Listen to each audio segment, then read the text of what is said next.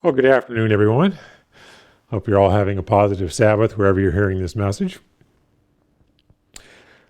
Brethren, if you've ever studied the subject of prophecy very much, then you're probably at least a little familiar with the books of Revelation and the book of Daniel.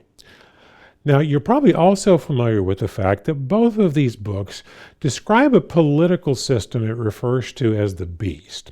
It's a series of, you might say, world-dominating empires that would, dominate the world at various stages in history, and would particularly be the dominant force in the world at the end time, just right before the return of Christ. In fact, the book of Daniel in particular contains 2 chapters that describe, 4 different empires that are a part of this beast system. And it also tells us that the 4th empire that it describes there is associated with the end-time beast, this beast power that's going to dominate the world right before the return of Christ. Now, if you study the book of Daniel, the Bible directly tells us who those first 3 empires are. We really don't have to guess or speculate. It just identifies them for us. Now, when it comes to the 4th empire that it associates with the end-time beast, it doesn't directly tell us who that power is. However, it does give us some clues that we can work with to figure out who it is. Now, the most common speculation that you've probably heard, I know I have all of my life, is that this 4th empire is a resurrection of the Roman Empire. However, we're going to take a closer look at that today. Because as we're going to see, the Bible doesn't specifically define for us, who this 4th empire is. It does give us some biblical criteria to look at. But if we honestly and objectively look at that criteria and then compare it to what we know about the Roman Empire, there's some significant disconnects here. So what we're going to do today is take a closer look at this and see if we've come to the right conclusion in assuming that 4th empire is the Roman Empire, or is there some other empire that we should be looking to come upon the scene before the return of Christ? So if you'd like a title for this sermon, it's a fresh look at the end-time beast. Again, a fresh look at the end-time beast. Because we're going to look at this, the general subject of the beast here, but our focus is going to be on what is the end-time beast. Who is this 4th kingdom that the book of Daniel talks about and associates with the end-time beast? Because we're going to kind of challenge some common assumptions here today. So I ask that you practice Proverbs 18:13 as we go through this. That's the verse that tells us that he who answers the matter before he hears it is a fool. So I ask that you actually hear the matter, hear the evidence out, and see if this makes sense for you. So let's start off with turning over to Revelation 17. It's Revelation 17. Now, again, if you've studied the book of Revelation at all, you're probably familiar with the fact that Revelation 13 and Revelation 17 both refer to the beast. But now in Church of God history, at least in my lifetime, the Revelation 17 and 13 are oftentimes interpreted very differently. We tend to interpret Revelation 13 as, speaking more broadly about, these resurrections of the beast power throughout time. We tend to look at Revelation 17 and isolate that to being only about the Roman Empire. But let's re-examine the assumptions we've made here. So let's start in Revelation 17 in verse 1. It says, then one of the 7 angels who had the 7 bowls came and talked with me, saying to me, "Come, I will show you the judgment of the great harlot who sits on many waters, with whom the kings of the earth committed fornication, and the inhabitants of the earth were drunk with the wine of her fornication.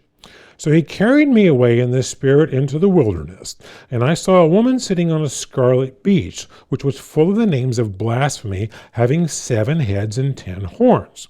And the woman was arrayed in purple and scarlet, and adorned with gold and precious stones and pearls, having in her hand a golden cup full of the abominations and filthiness of her fornications. And on her forehead a name was written, Mystery Babylon the Great, the mother of harlots and the abominations of the earth. And I saw the woman drunk with the blood of the saints and with the blood of martyrs of Jesus. And when I saw her, I marveled with great amazement." Now, again, if you've been in the Church of God for any length of time, you're probably familiar with the fact that we typically tend to take this section of Scripture and apply this exclusively to Catholicism.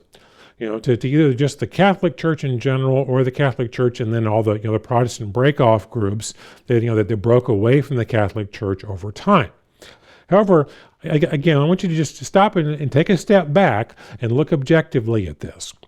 Now, I won't take the time to turn to all of the scriptures that match this in the Old Testament. But if you do a study on the subject, what you'll see is that the imagery of harlotry, using harlotry as a symbolic reference, is something that is applied to basically idolatrous pagan worship in general. It's not exclusive to Catholicism or the Catholic Church and such. In fact, this imagery is used all throughout the New Testament, through the Old Testament, many times again just to the worship of pagan gods or of pagan religions. It's more of a more generic reference. In fact, if you'd like to look at all the scriptures with that, on my website, I have a paper entitled The Beast of Revelation. Now, it covers a lot more detail than what we're going to have time to cover today. And again, if you're watching this sermon on YouTube, just look below this video. There's a link there. It gives you the URL to my website. It's searchingthescriptures.org. You can just click on that link. It'll take you straight there. And again, that study paper will give you a list of scriptures, that illustrate throughout the Old Testament, God very often uses again this analogy of harlotry as again more of a generic reference to pagan false religion, the worship of pagan gods and such. So again, when you're looking at terms of false religion, yes, Catholicism and all the break-off groups that came from it would fit into that description. But let's think a little more broadly of how the Bible uses the term and not just pigeonhole it to one thing.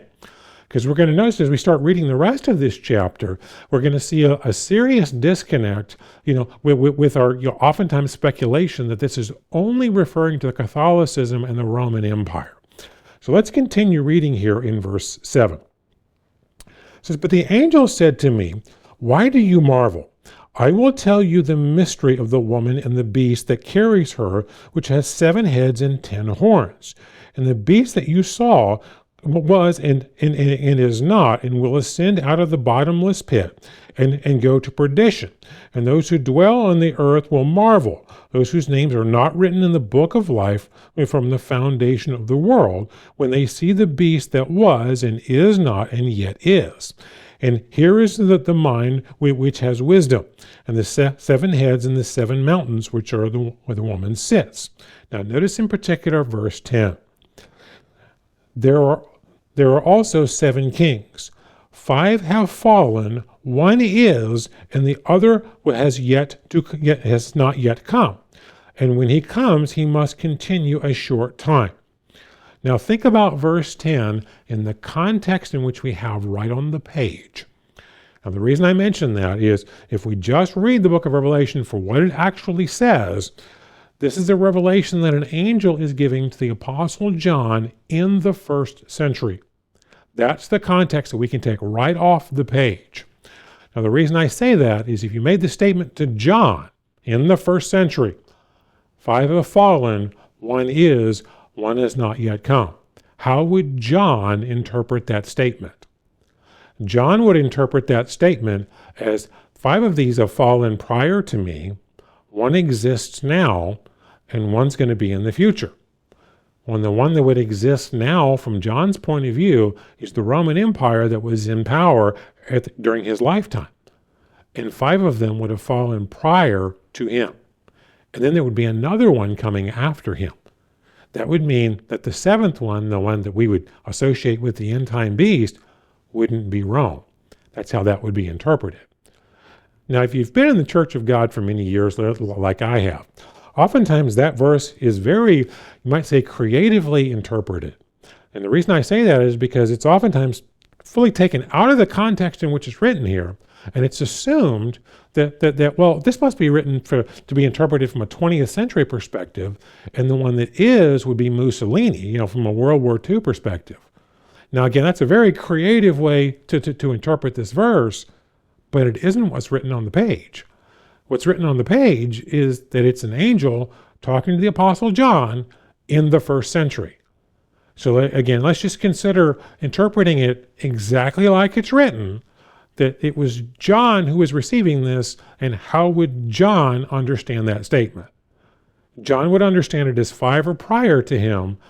One is the Roman Empire that John was experiencing in his lifetime, and then there's another kingdom going to come after him. That's how John would understand it. So let's just consider it from John's perspective, because again, we don't have to do any mental gymnastics or any creative interpretation to come up with that. We just read it like it's stated to John, which the Bible says it is. So let's consider that, because if that's how this is interpreted, which again is just reading what's on the page, that would mean Rome was the 6th head, not the 7th. So let's just consider that. Now let's also consider, notice here in Revelation 17 that we've just read, we have a description of a beast with 7 heads and 10 horns. Now, as I mentioned, in Church of God history, we typically interpret Revelation 17 and Revelation 13 completely differently, because we look at Revelation 13 as obviously referring to multiple, different kingdoms throughout time, and we try to pigeonhole Revelation 17 and say, well, it's only Rome and the Catholic Church. Well, again, let's consider this consistent reference in Revelation, in the book of Revelation, of this beast with 7 heads and 10 horns, and consider that maybe it's telling a consistent story the whole time. Because Satan, as we know, he's the dragon, he's the power behind the beast, and he's what gives it its power, and he himself is referred to as with 7 heads and 10 horns. So turn over to Revelation 12, and we'll see that. Revelation 12, we're going to pick up in verse 3. And another sign appeared in heaven. Behold, a great fiery red dragon, having 7 heads and 10 horns, and 7 diadems on his head.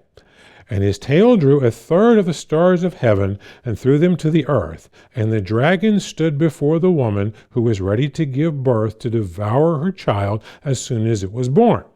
Now, we don't have to speculate or guess at all as to who the dragon is. Just jump down to verse 9. It'll directly tell us. So the great dragon was cast out, the serpent of old, called the devil and Satan, who deceives the whole world, and cast to the earth, and the angels were cast out with him.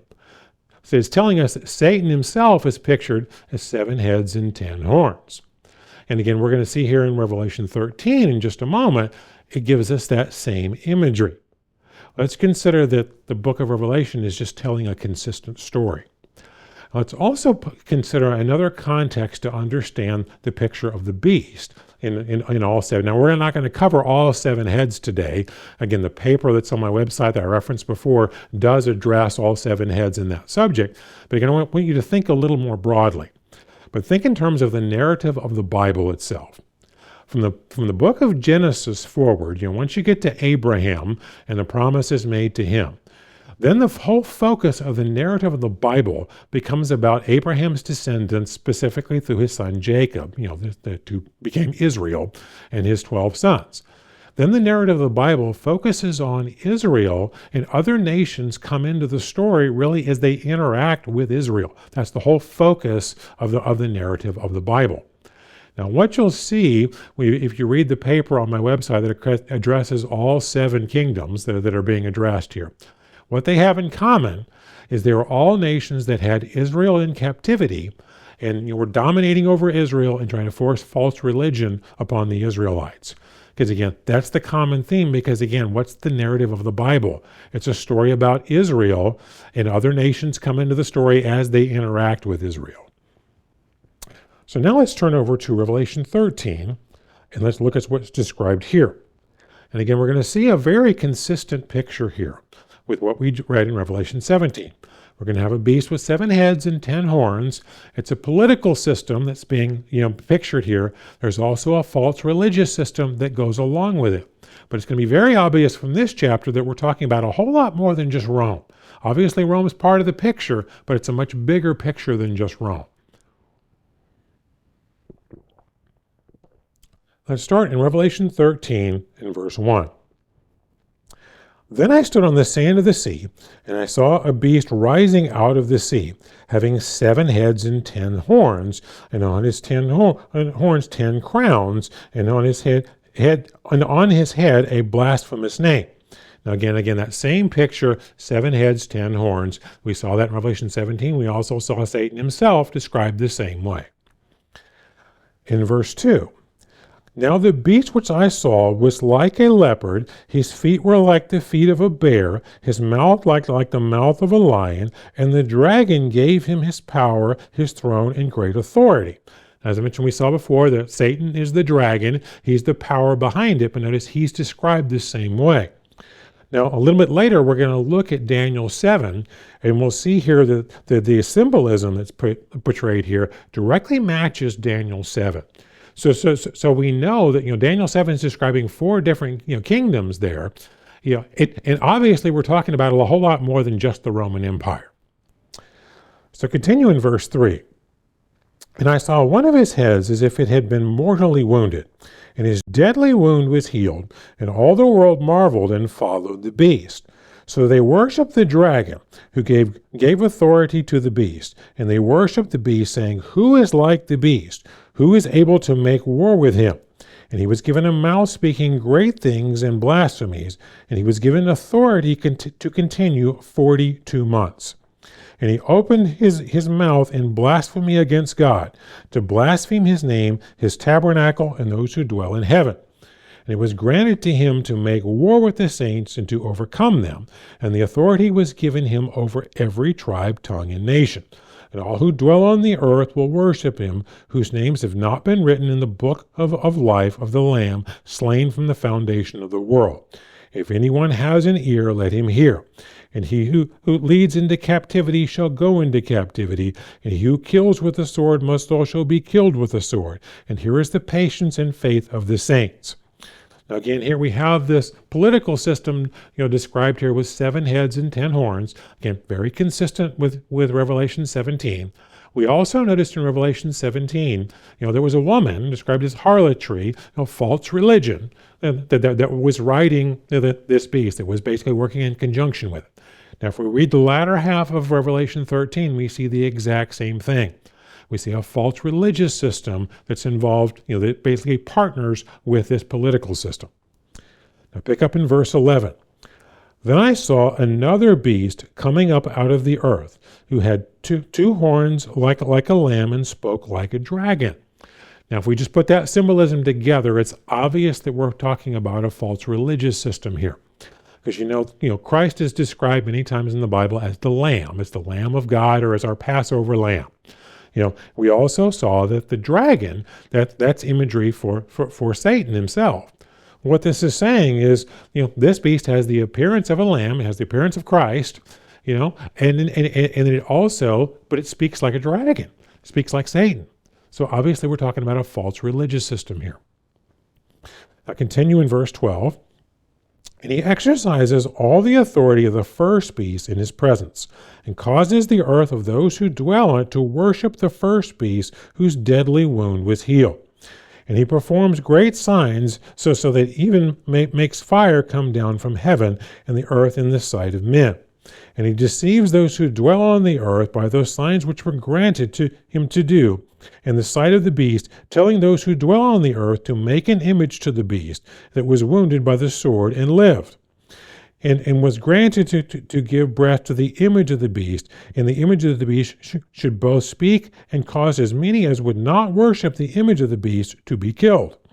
And he causes all, both small and great, rich and poor, free and slave, to receive a mark on their right hand and on their foreheads, and that no one may buy or sell except those who have the mark or the name of the beast or the number of his name. And here is wisdom. Let him who understands calculate the number of the beast, for as the number of a man, the number is 666. Now, as I've mentioned in previous sermons, and there's a sermon and a study paper as well on my website that addresses the mark of the beast.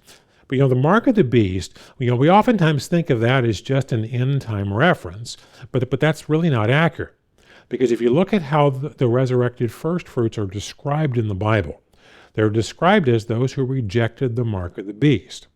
Now, the first fruits are obviously everyone who was called from the time of Adam and Eve in the garden all the way up to the return of Christ. All those who were called and accepted that calling and successfully endured to the end and made it into the kingdom. That's that group collectively. Well, if that group collectively is described as those who rejected the mark of the beast is not just an end-time concept. Because, see, we have symbolic imagery here. When it's referring to the forehand and the head, and it's referring to, on the forehead and the hand is your thoughts and your actions. So what this is referring to here is people who are following Satan's way of life. That's those who have the mark of the beast.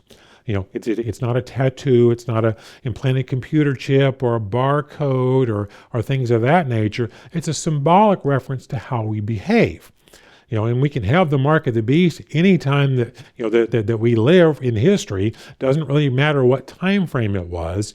It's a symbolic reference to referring to following Satan's way of life is basically what it's about. And those who've rejected the mark of the beast are those who are faithfully following God. But the point I want you to see here is this is a broader reference than just the end time and just the Roman Empire and the Catholic Church. This is a much broader reference going on here. Because as we're going to see when we turn over to Daniel 7 here in a moment, the imagery that we saw here, with the first part of this chapter, referring to the political system, is obviously including a compilation of the 4 empires that are described in the book of Daniel. Well, we know that's much more than just the Roman Empire. There's a whole lot more going on here. I mean, yes, Rome is part of the bigger picture of the beast here. That's what Revelation 17 told us. We know that they're part of all of this, but there's a lot more going on than that. And see, the false religious system here, again, is much more than just the Catholic Church.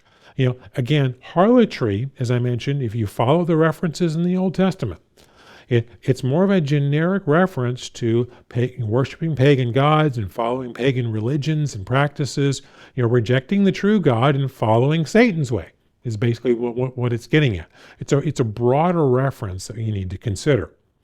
Now, again, to realize that we're obviously talking about more than just the Roman Catholicism here, turn over to Daniel chapter 7. Because as I mentioned here, the imagery that we saw in Revelation 13 there directly matches imagery that we're going to see here in Daniel 7 when it's referring to the 4 beasts here in a vision that was given to Daniel. Now, as we're going to see here later, Daniel 7 and Daniel 2, they're both inspired dreams that were given. Daniel 2 was given a dream given to Nebuchadnezzar. Daniel 7 is an inspired dream that is given to Daniel. Now, they both speak about 4 world-dominating empires that would take place throughout history. And as we're going to see, it's talking about a whole lot more than just the Roman Empire.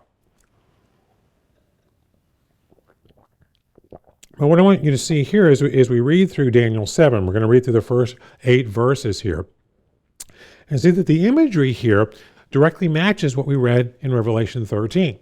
So we know Revelation 13 is including a compilation of all the empires that are described here.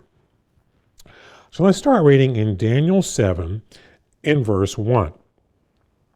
It says, "In the first year of Belshazzar, king of Babylon, Daniel had a dream and visions in his head while on his bed, and then he wrote down the dream telling the main facts."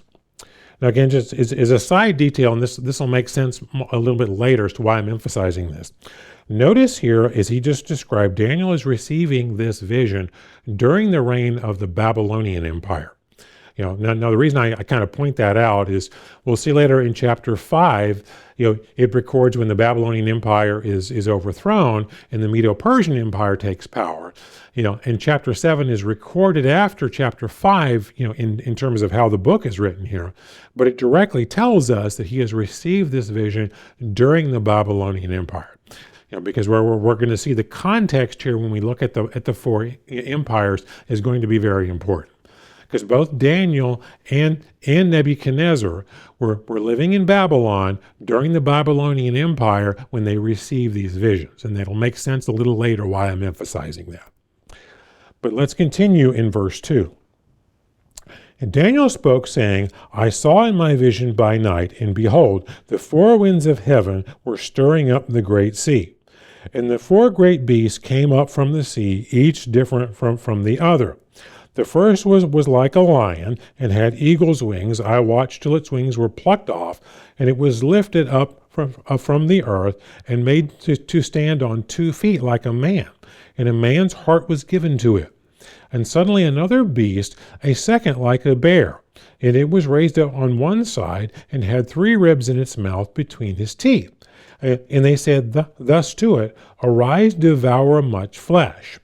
After this I looked, and there was another like a leopard, which had on its back 4 wings of a bird. And the beast also had 4 heads, and dominion was given to it. And after this I saw in the night visions, and behold, a 4th beast, dreadful and terrible, exceedingly strong. It had huge iron teeth, and it was devouring, breaking in pieces, and trampling the residue with its feet. And it was different from all the other beasts that were before it, and it had 10 horns. And I was considering the horns, and there was another horn, a little one, coming up from among, before whom the 3 first horns were plucked out of its roots. And there was a horn where the eyes of a man, and a mouth speaking pompous words. Now, as we're going to see here, Daniel is directly told that this represents 4 kingdoms, or 4 kings, 4 empires that would reign throughout time. Now, again, we don't have to speculate or guess about that at all. All we have to do is just jump down to verse 15, and it directly tells us this. And verse 15 says, I, Daniel, was grieved in my spirit within my body, and the visions on my head troubled me. And I came near to one of those who stood by and asked him the truth of this.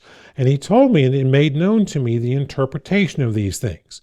And those great beasts, which are 4 kings which arise out of the earth. So see, this directly tells us we're talking about 4 different kingdoms. So we know for sure what that interpretation is.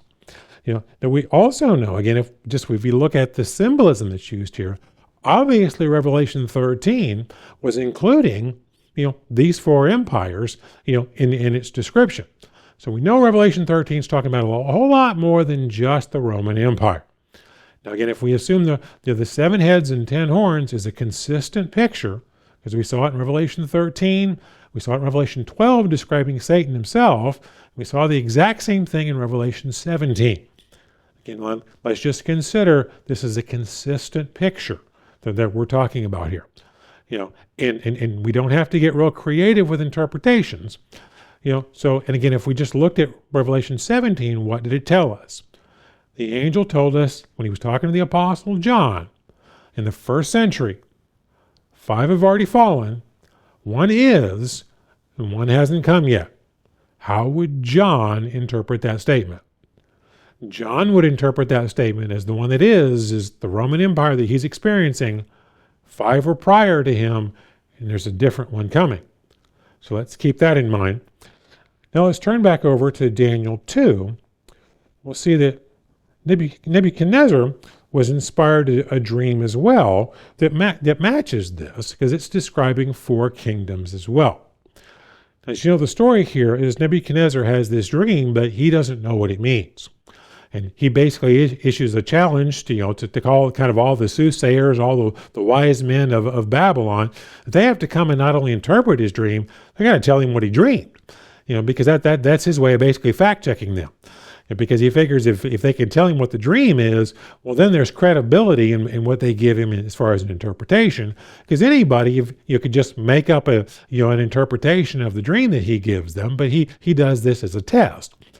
Well, then God inspires Daniel, with the answers, as to what's being revealed to him. And then Daniel comes and tells Nebuchadnezzar the meaning of the dream.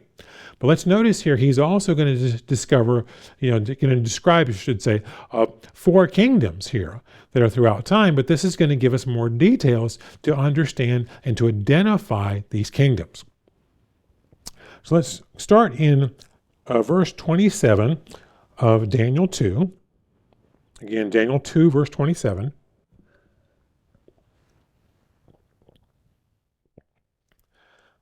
So Daniel answered in the presence of the king and said, "The secret which the king has demanded, the wise men, the astrologers, the magicians, and the soothsayers cannot declare to the king.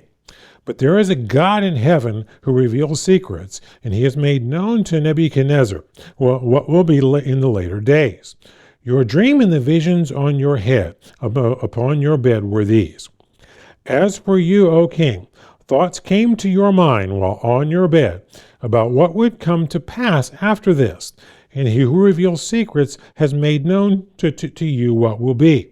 But as for me, this secret has not been revealed to me, because I have more wisdom than anyone living.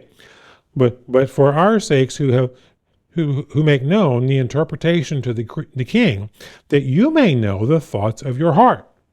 You, O king, were watching, and behold, a great image, and this great image, whose splendor was excellent, stood before you, and its form was awesome. Its image was of fine gold. Its chest, its head, the image's head was of fine gold. Its chest and arms of silver. Its belly and thighs of bronze. Its legs of iron, and its feet partly of iron and partly of clay.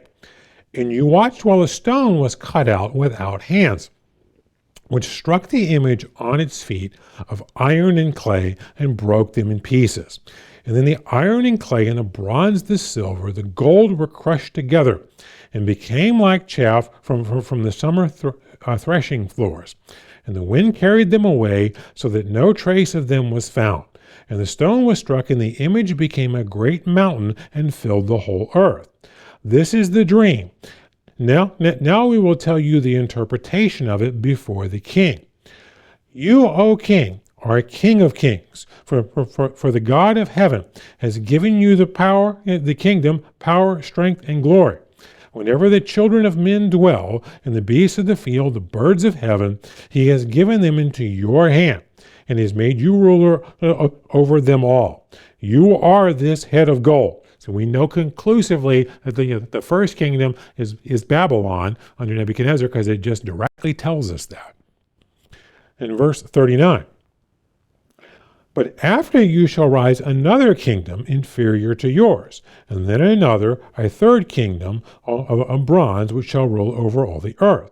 And the fourth kingdom shall be strong as iron, as much as iron breaks in pieces and shatters all things, like iron that crushes, that kingdom will break in pieces and crush all the others. Whereas you saw the feet and toes, partly of the potter's clay and partly of iron, the kingdom shall be divided, yet the strength of the iron shall be in it, just as you saw the iron mixed with ceramic clay. And as the toes and feet were partly of iron and partly of clay, so the kingdom shall be partly strong and partly fragile. And as you saw iron mixed with ceramic clay, they will mingle with the seed of men, but they will not adhere to one another, just as iron does not mix with clay.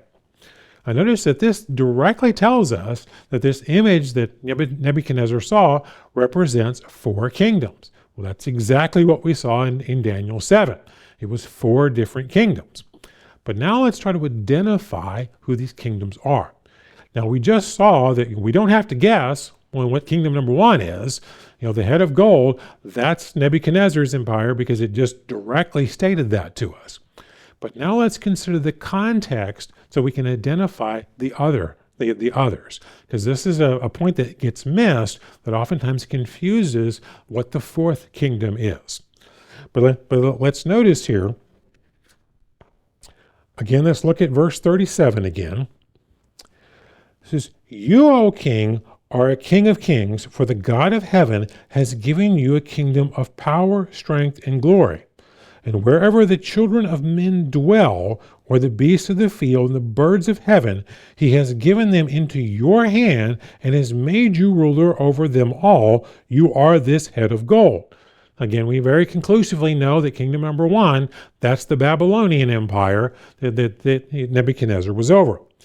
But now also just think in terms of context. He told Nebuchadnezzar, wherever men dwell, you're ruling over them.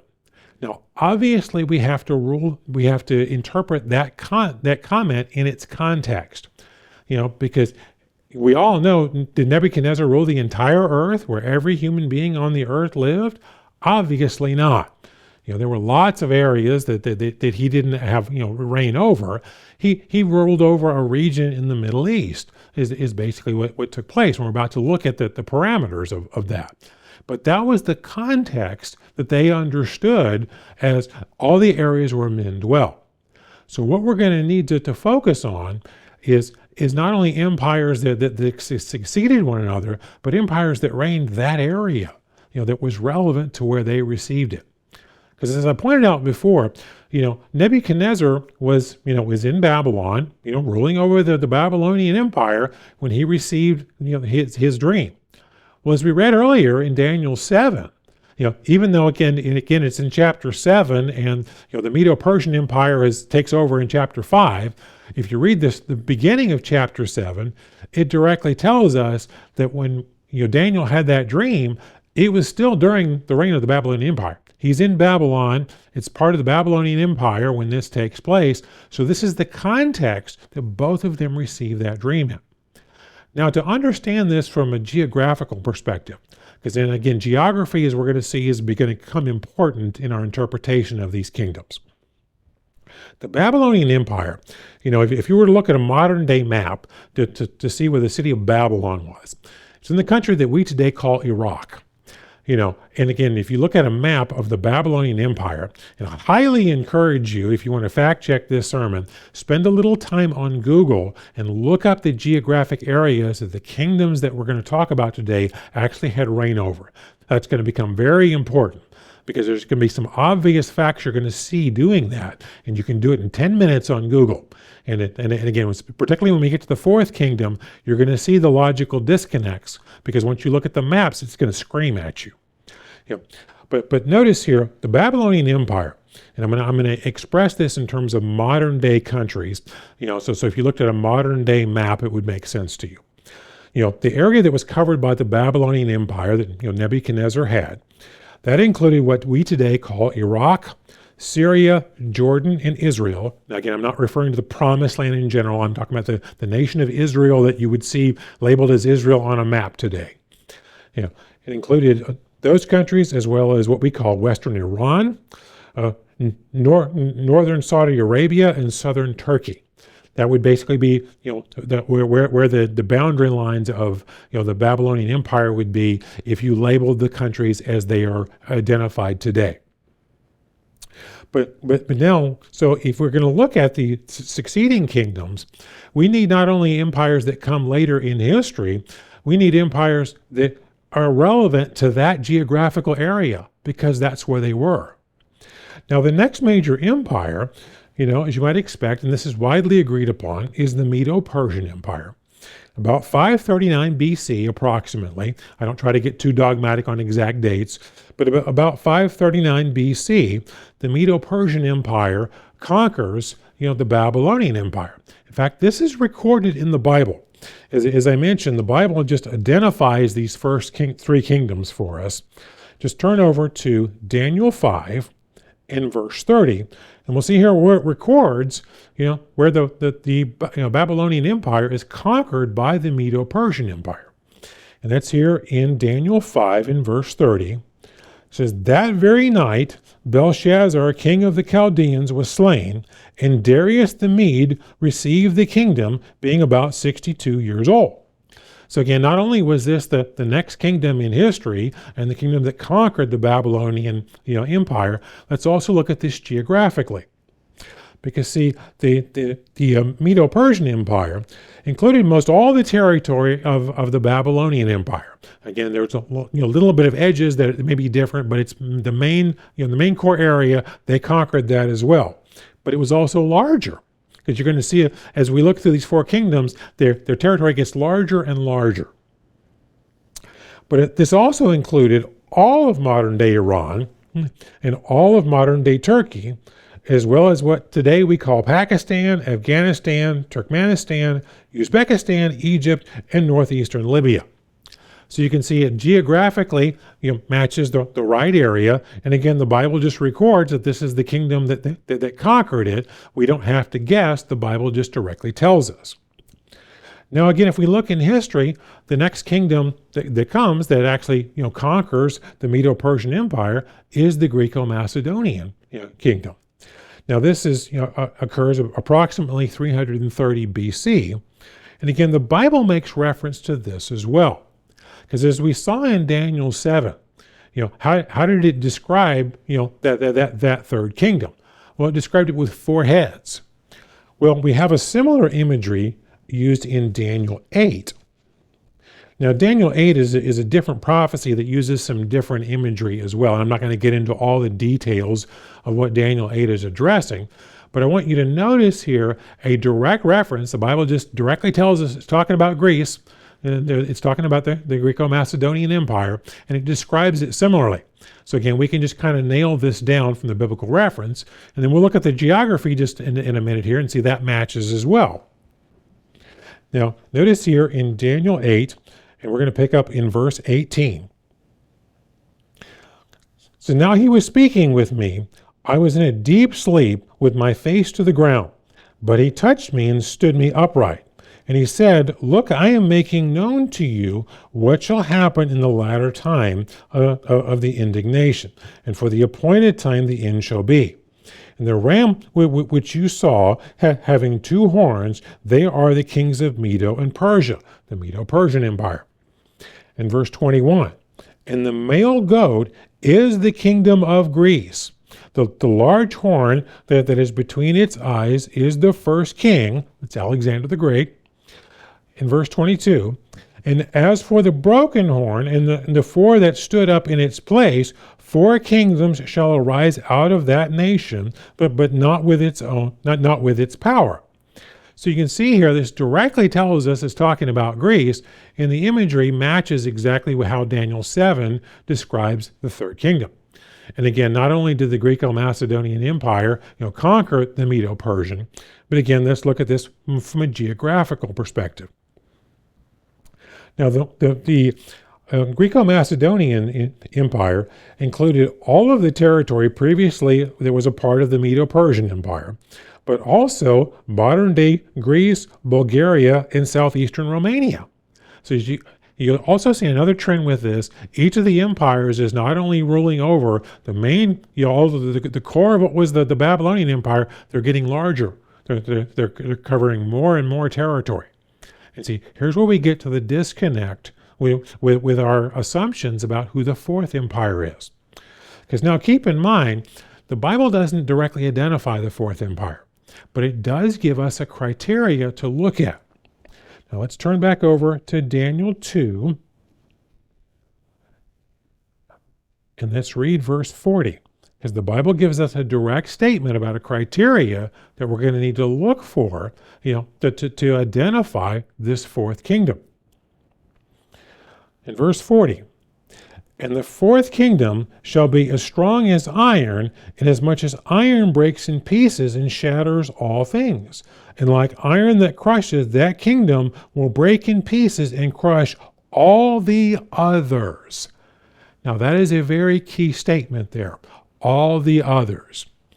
Now we know, since we've identified the first 3 kingdoms, they didn't all exist simultaneously. They weren't in existence during the same times in history. What happened was one would go out of existence and the next one comes in, and then this happens throughout history. So the only way that you can look at the fourth kingdom crushing all of the others, since the other 3 weren't all in existence simultaneously, it has to basically conquer all of the territory that was covered by the other 3 kingdoms combined. And see, here's the key of why I've looked at this geographically.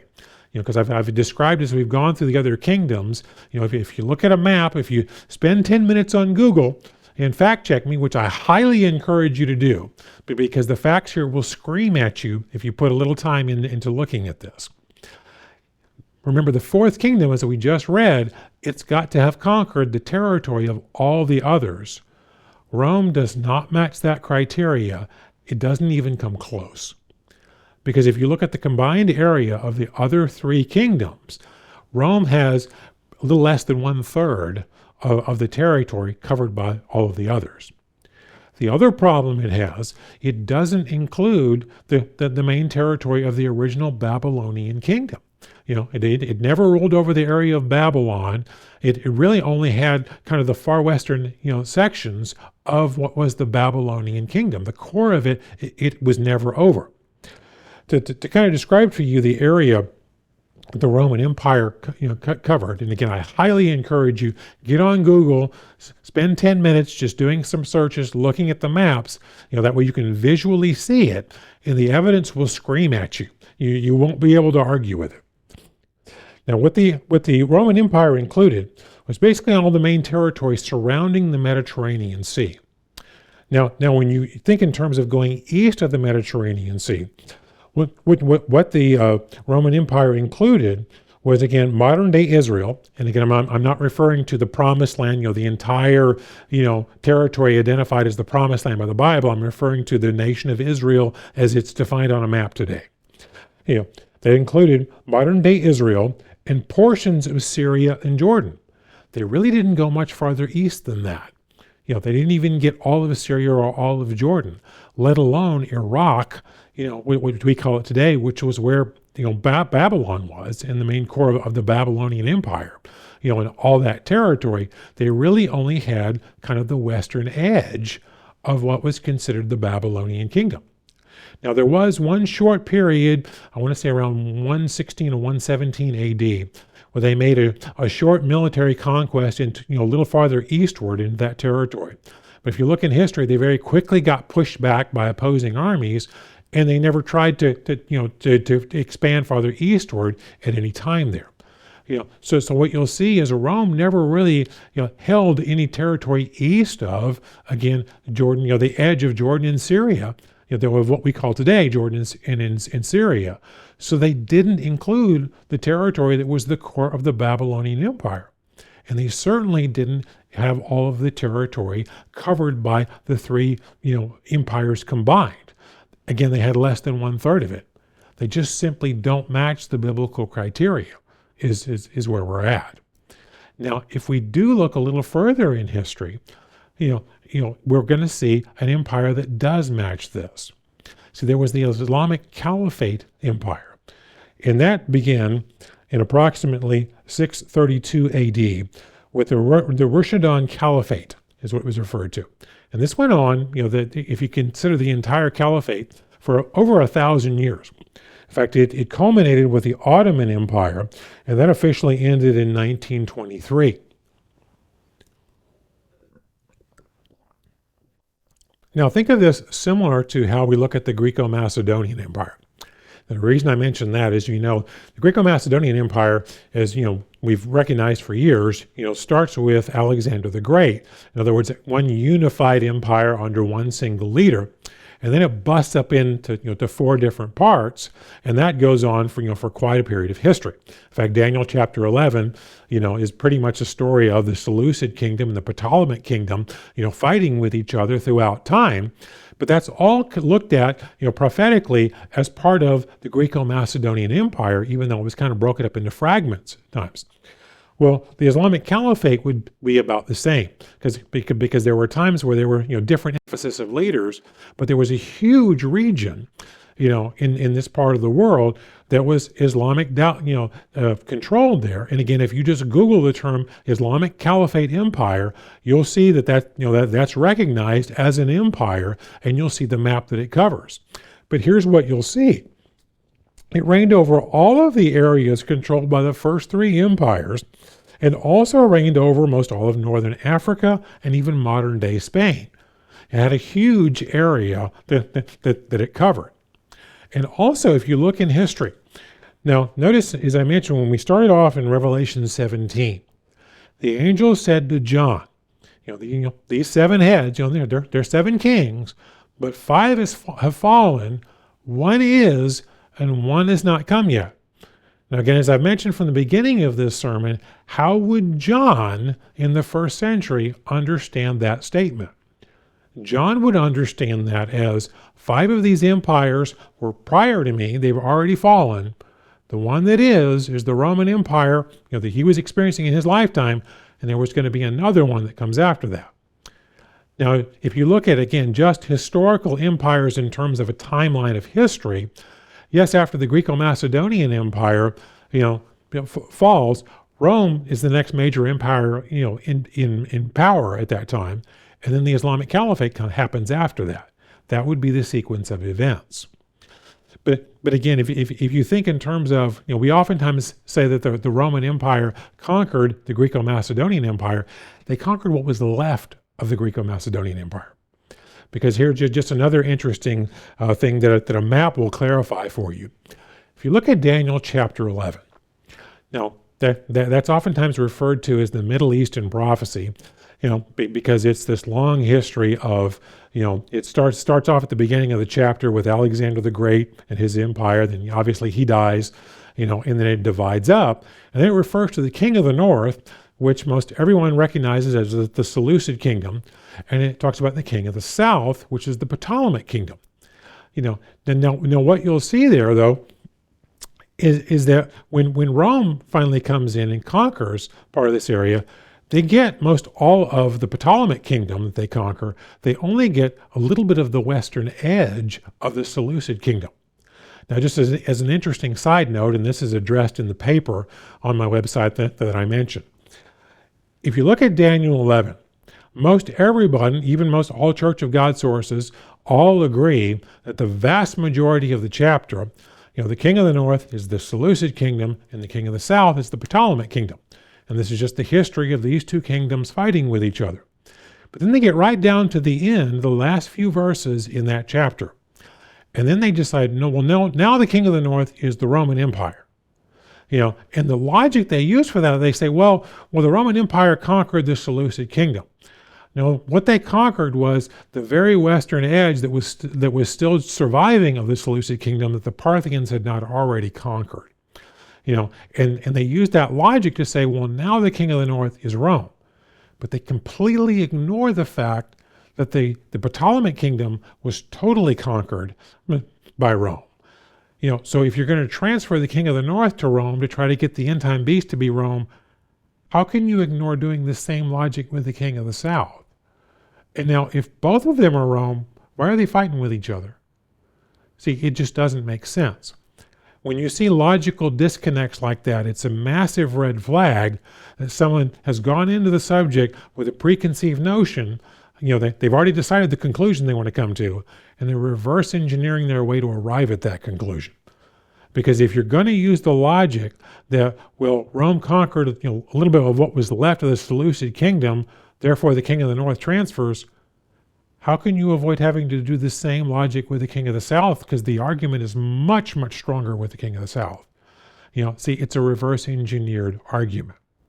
You see, what we have to do is stay consistent with logic, and also consistent with the biblical criteria. The Bible tells us that the fourth kingdom conquers all of the area of the other three. Spend 10 minutes on Google looking at maps, of where these kingdoms, the territory that they covered, and you're going to quickly see it's going to scream at you. You can't argue with it. Rome did not conquer all of the area of the other three kingdoms combined. They've got less than a third of that territory. They simply don't match the criteria. The kingdom that does match that criteria is the Islamic Caliphate kingdom. What that tells us is we're looking for the end time beast. We're not looking for him to come out of Europe. We're looking for a kingdom to come out of the Middle East is what we're looking for. Because see, we also have to realize that the Bible tells us that the fourth kingdom is, again, associated with the end time beast. Because even though the Islamic Caliphate Empire ended again with the Ottoman Empire, I mean, just think of the argument that's oftentimes used with the Roman Empire. We know that went out of existence years ago as well. We always look at the end time beast as being a resurrection of that fourth kingdom. And we're going to see the Bible does substantiate that idea, that the fourth kingdom would basically cease to exist for a while, and then it would come back at a later point in history. But let's just notice in Daniel 2 here that Daniel 2 connects the fourth kingdom with the end time beast, that it's in existence when Christ returns. So let's notice here in verse 34, pick up again in Daniel 2, It says, you watched while a stone was cut without hands, which struck the image on its feet of iron and clay and broke them in pieces. And then the iron, the clay, the bronze, the silver, the gold were crushed together and became like chaff from the summer threshing floors. And the wind carried them away so that no trace of them was found. And the stone was struck with the image, became a great mountain, and filled the whole earth. Now, as the Church of God has taught for years, this is a reference to Christ returning, and conquering all of these. But notice, it's that fourth kingdom. It's the feet that are being crushed. Now, just jump down to verse 40 again, and we'll see here that this is obviously referring to the end time here. In verse 40, and the fourth kingdom shall be as strong as iron, inasmuch as iron breaks in pieces and shatters all things. And like iron that crushes, that kingdom will break in pieces and crush all the others. Now again, remember, as I mentioned, the first three kingdoms, they didn't all exist simultaneously in history. So the only way the fourth kingdom can crush all of the others, it's got to basically conquer all of the territory that all of the other kingdoms, had ruled over. Again, as I mentioned, fact check me on this. Spend 10 minutes on Google. Look at the maps, that these kingdoms, had rule over, and you'll very clearly see, it'll scream at you. It's undeniable. Rome does not meet that criteria because they did not cover all that territory. They had less than a third of it. But just keep reading in verse 41. Whereas you saw the feet and the toes, partly of potter's clay and partly of iron. The kingdom shall be divided, yet the strength of iron shall be in it, just as you saw the iron mixed with ceramic clay. And the toes of feet that were partly of iron and partly of clay, so the kingdom will be partly strong and partly fragile. And as you saw iron mixed with ceramic clay, they will be mingled with the seed of men, but they will not adhere to one another, just as iron does not mix with clay. And in the days of these kings, the God of heaven will set up a kingdom which shall never be destroyed, and the kingdom shall not be left to other people. And it shall break in pieces and consume all the kingdoms, and it shall stand forever. See, obviously we're referring to the fact that the fourth kingdom is going to be in existence, at the time of Christ's return. Because that's who he's going to defeat, the armies he's going to defeat, in his return in Revelation 19. But let's realize the way to put this together is we know that the Islamic Caliphate Empire ended when the Ottoman Empire officially came to an end in 1923, but yet there's going to be a revival of it, because what the Bible tells us is, again, that seventh kingdom, again has a period where it goes out of existence and it pops back. The seventh head there in the description in Revelation 13 and 17, but it's also the fourth kingdom in Daniel, because Daniel's just addressing kingdoms specifically relevant to the area where Nebuchadnezzar and Daniel were living. But turn now over to Revelation 17, where we started, because what I want you to see is, again, this consistent theme. Because we're going to see here, again, the final kingdom, again, has a period where it goes out of existence and then it returns. And that's consistent throughout Revelation 17, Revelation 13, and the book of Daniel. Because again, what I want you to see here, particularly as I mentioned when I started this sermon, we oftentimes interpret Revelation 17 and Revelation 13 as telling different stories. But because we look at Revelation 13 as, it's this compilation of everything that's included in Daniel. And then we look at Revelation 17 as, well, that's Rome and only Rome, and it's just Rome and the Catholic Church. As we're going to see here, it's telling you a consistent story. And again, if we just step back and read it in its context and interpret it as a vision given to John, the Apostle John, who lived in the 1st century, and not as something written to the 20th century, it's like it says on the page, then we're going to see here this picture of 7 heads and 10 horns. It's a very consistent story that's being told. So notice here again, in Revelation 17, let's pick up again here in verse 9. And here is the mind which has wisdom. The 7 heads are 7 mountains on which the woman sits.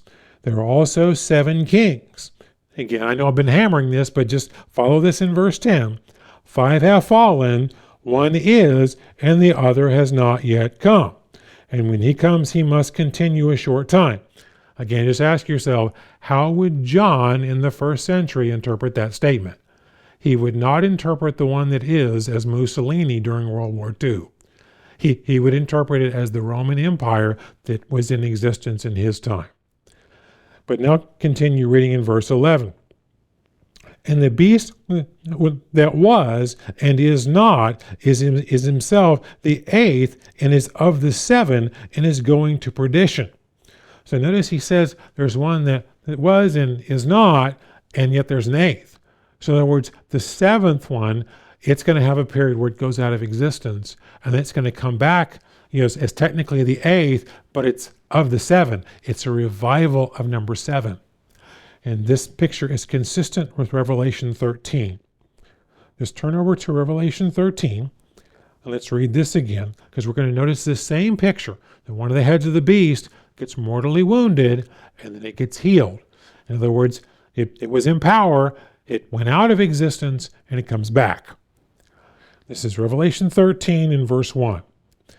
And then I stood in the sand of the sea, and I saw the beast rising up out of the sea, having 7 heads and 10 horns, and on his horn 10 crowns, and on his head a blasphemous name. Now the beast which I saw was like a leopard. His feet were like a feet of a bear, and his mouth like the mouth of a lion. And the dragon gave him his power and his throne and great authority. As we saw earlier, Satan is the dragon, and obviously, the symbolism here in verse 2 totally matches what we read in Daniel 7. So we realize, that those 4 kingdoms in Daniel are obviously included in what's being discussed here. But now let's notice in verse 3. And I saw one of his heads as if it had been mortally wounded, and his deadly wound was healed. And all the world marveled and followed the beast. So they worshiped the dragon who gave authority to the beast. And they worshiped the beast, saying, Who is like the beast, who is able to make war with him? And he was given a mouth speaking great things and blasphemies, and he was given authority to continue 42 months. In other words, 3.5 years. That's what we always connect with the end time. With the 3.5 years of the rule of the beast. Well, notice, it's the head that had a mortal wound and was healed that this applies to. That's the 7th head, just like Revelation 17 said. The 7th one, for it also then technically has an 8th, but it's of the 7. In other words, it's the 7th one, but then it was mortally wounded, and then it returns. See, it's telling you a very consistent story. And to see that, all we have to do is, again, just read it as it's written, and notice again the Revelation 13 with the 7 heads and 10 horns. Revelation 12, it's speaking of Satan, but he's the power behind it. What do we see? 7 heads, 10 horns. Revelation 17, what do we have? 7 heads, 10 horns. It's very, very consistent. It's telling you the same story.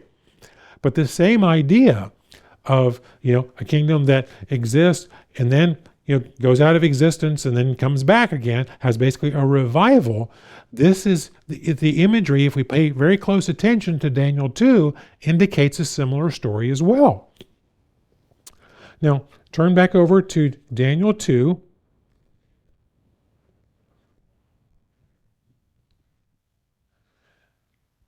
Daniel 2.